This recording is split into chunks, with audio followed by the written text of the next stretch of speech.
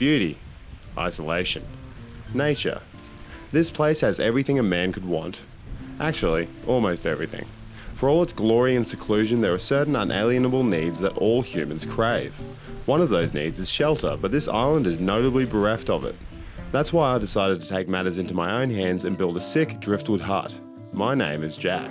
Hello. Recently I kidnapped 2 backpackers from a nearby hostel and brought them to this island. The goal was to build a hut using nothing but driftwood and determination. I selected my companions carefully, making sure they came from countries where the people work hard. This is Adam, the Canadian, and this is Max, the German. We found a nice little enclave with this tree, and we're going to build under the tree, I think is the current plan. Yeah, do you guys have anything else you want to say before we get started? And so we began. It was a balmy summer day on this lovely island somewhere in Queensland. Inspired by Tom Hanks in Castaway and determined to build a hut that could shelter us from any weather event that might occur, we scoured the rocky beach for driftwood and detritus. With a combined 0 years and experience in engineering, this shelter was guaranteed to be a winner.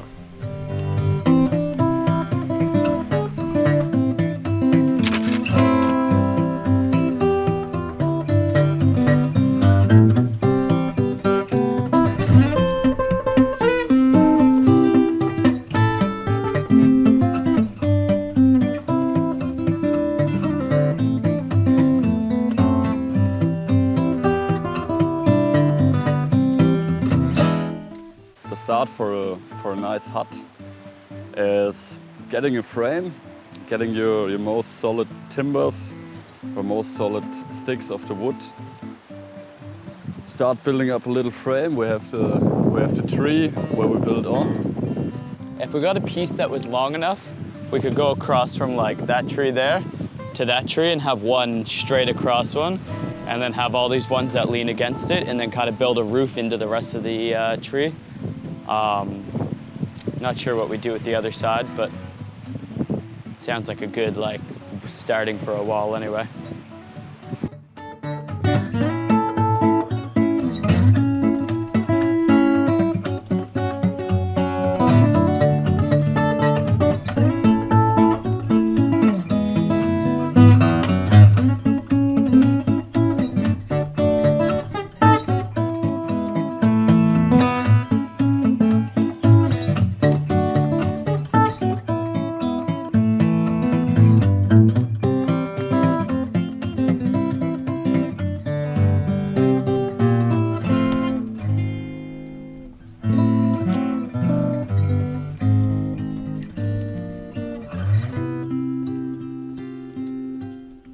Once we had a rough frame in place, we needed a way to secure it to the ground. The rocks on the beach prevented us from digging holes to stop the frame from moving, so instead we utilised the rocks on the beach and built a stone wall up around the base of the hut.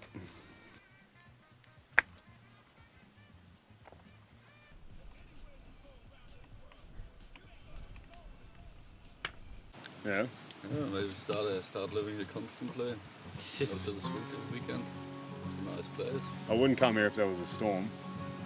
No. Probably wouldn't take much to fucking send the hut Definitely down. Well, there's a lot of order to your side. I reckon your side would hold, but this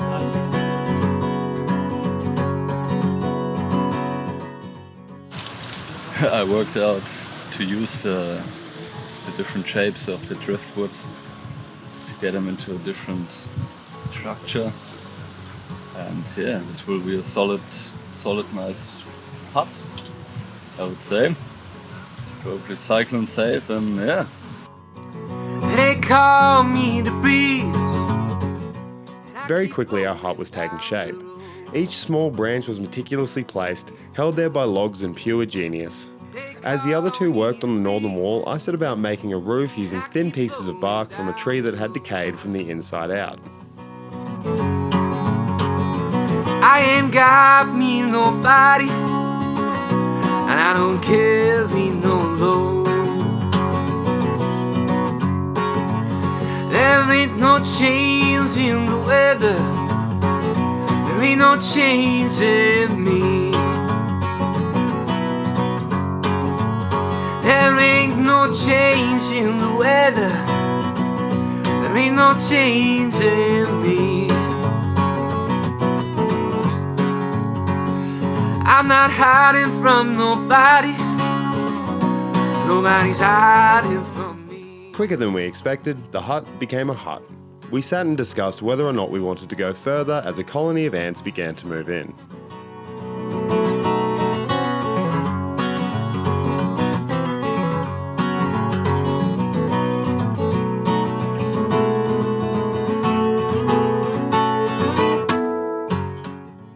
It was decided the hut had been constructed to a reasonable standard, and all this work had dire consequences for Adam's energy levels. Construction halted indefinitely. As Adam laid down to rest, Max prepared to rustle up a bit of fresh ocean tucker and loaded up his water slapper with a pointy boy on the noodly bit. So we fish a simple, bit bigger hook with just a sinker straight on the leader. So we try to catch a smaller fish with another rod, and so we use this smaller fish as a bait, and then we try to catch a big fish. Get on it.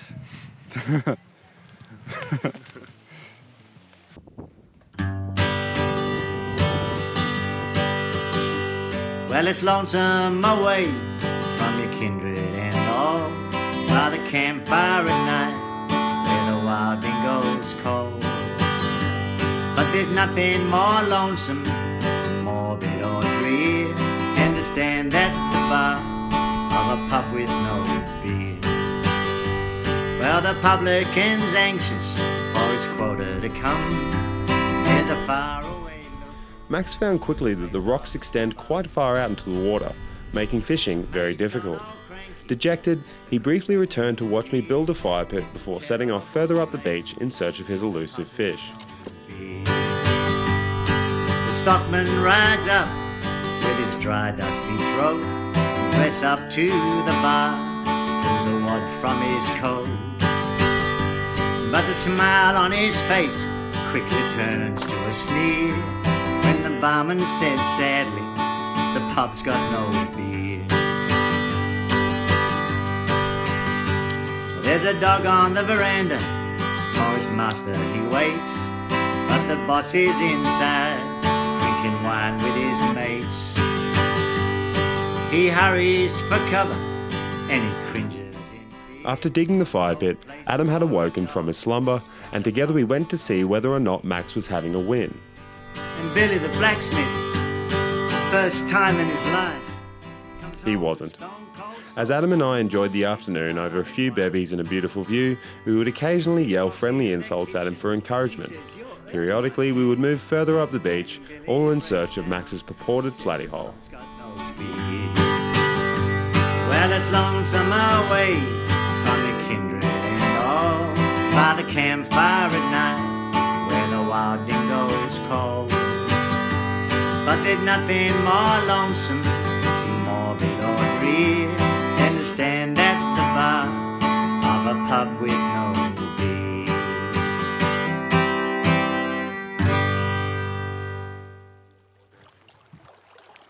Yeah, it's somewhere in this direction.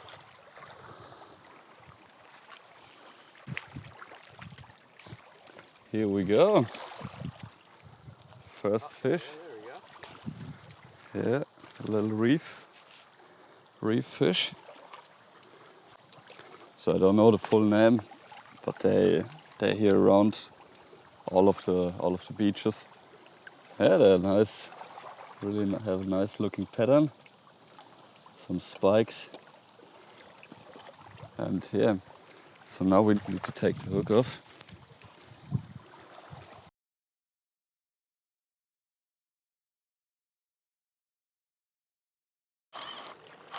Holy fuck.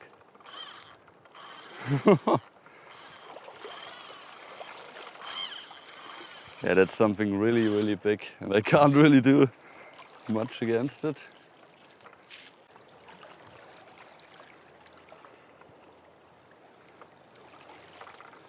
What's... Oh no. So we had a really good bite on the rod. So we saw the line getting pulled into the water. was probably a fish with real strong teeth, because yeah, he managed to bite through the leader. There must be some sharks or so around. And yeah. Max gave it a pretty good effort. Proud of him.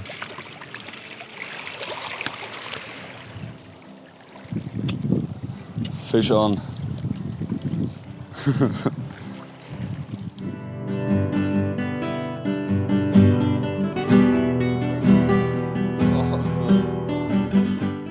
The decision to return was unanimous. There was to be no fish dinner tonight. We stumbled through the darkness back to the hut and quickly confided in some cans of Campbell's Chunky Chili Soup. Someone forgot to turn off the high beams on the moon, whose light pierced the crystal clear air and lit up the ocean that lay in front of us.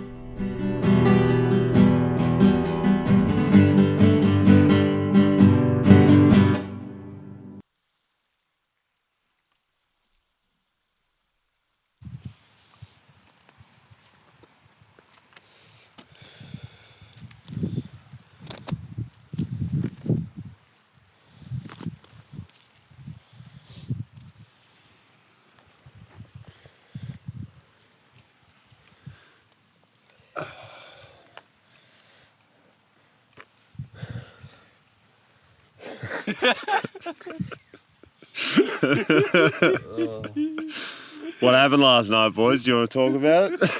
I'm not sure. I'm not sure if I want to talk about it. Yeah, we had a great night. We made a nice campfire.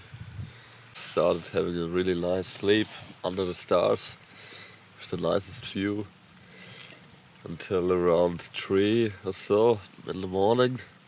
It started raining. I tried to go into the hut. Turns out the hut wasn't very waterproof, which is not surprising considering the standard to which it is built. But Max had a great idea to hide under the tarp. But Adam was too far away to hear us call him, and so he spent the whole night in the water. Is that right, Adam? Yeah, it wasn't ideal. I set my hammock up a little bit separately from everyone else's.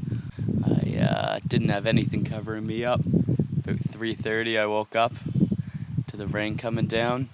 Didn't really know what else to do. I didn't realize the boys had brought a tarp, or I thought if they had, Jack would be using it to cover his film equipment.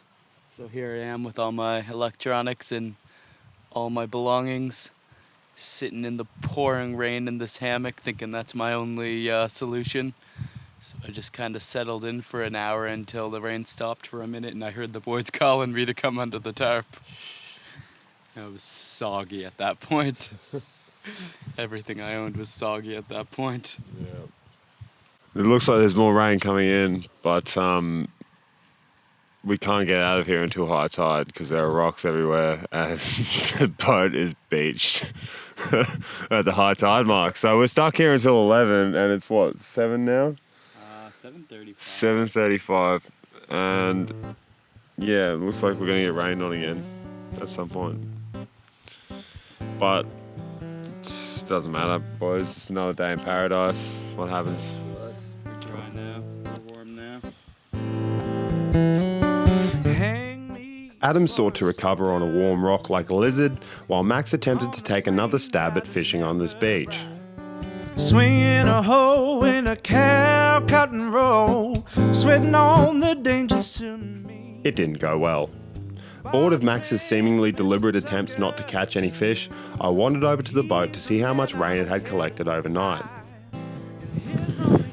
Well, here at the boat, and as you can see, the rainwater filled it up a bit. It's about half a hand deep. It's about half a hand deep there. Let's get to draining her.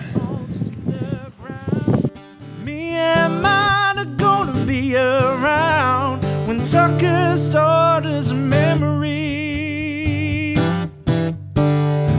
Boss man's only daughter, she ain't his and she'll never be mine. Never be down on $1 or $2.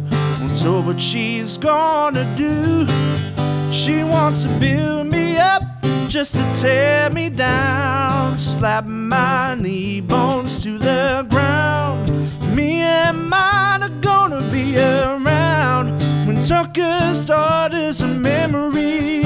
She's gonna build me up just to tear me down. Well, that's it, boys. It's the end of our little adventure on this island. Yeah, the rain's coming in now, so we've got to get off this island. It's going to be wet and choppy and not very fun. Should better get off here before it's getting worse. Yeah. But yeah, had a nice weekend or a nice night here.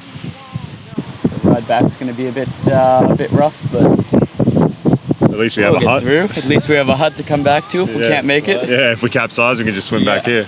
Too easy, yeah. Yeah. All right, shall we? I think we shall. Let's do it. Let's go. When the time is right, yeah, she's gonna build me up just to tear me down, slap my knee bones to the ground.